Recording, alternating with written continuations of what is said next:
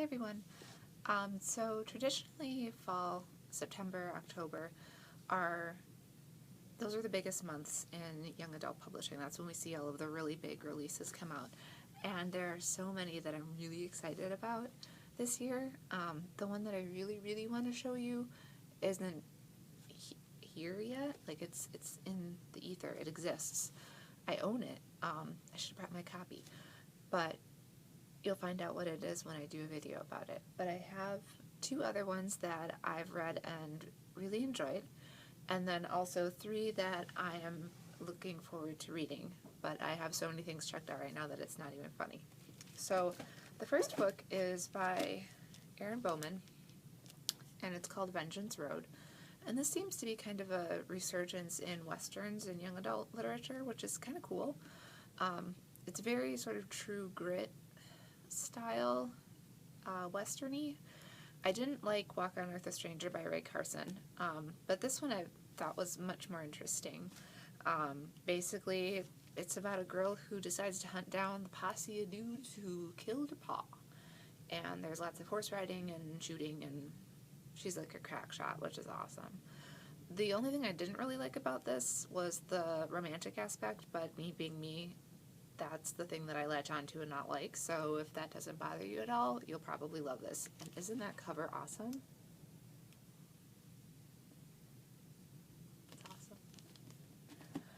The next one is a book that is really hard to describe.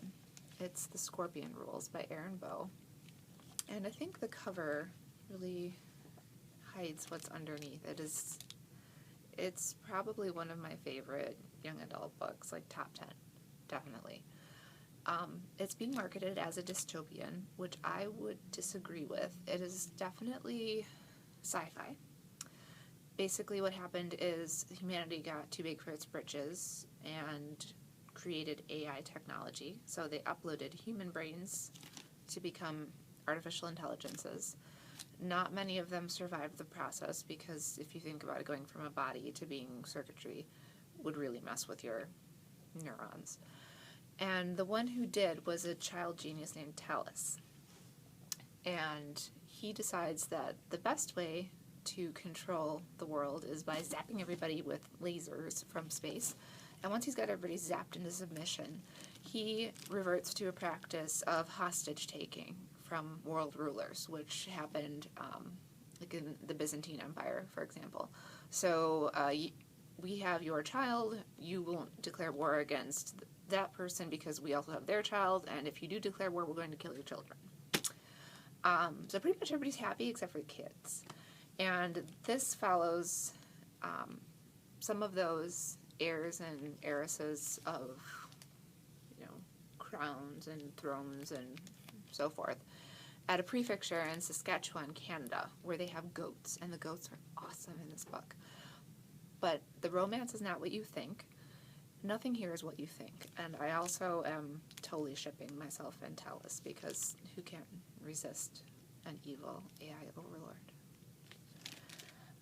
The next three are the books that I want to read. I actually own this one. My mom already read it because I'm my mom's personal librarian. Hi, Mom. And she loved it. It's by Mindy McGinnis, who I also love. So, A Madness So Discreet, set in a we would call it a psychiatric hospital, but that's not proper. Grace has a secret, and so she's been locked away in an insane asylum. And then she starts solving murder mysteries. And I'm very curious to see where that goes. The next one is by actually three authors, Scott Westerfeld, Margot Lanigan, and Deborah Biancotti. It's called Zeros, not to be confused with Chuck Wendig's Zeros, which is completely different and also on my list. But these are sort of like the misfit superheroes. So they can commit sort of like petty crimes or manipulate people. They would be kind of like the loser supervillains in like Superman or Spider-Man or Daredevil or whatever. But together, they can be pretty powerful. So I'm really looking forward to reading this one as well.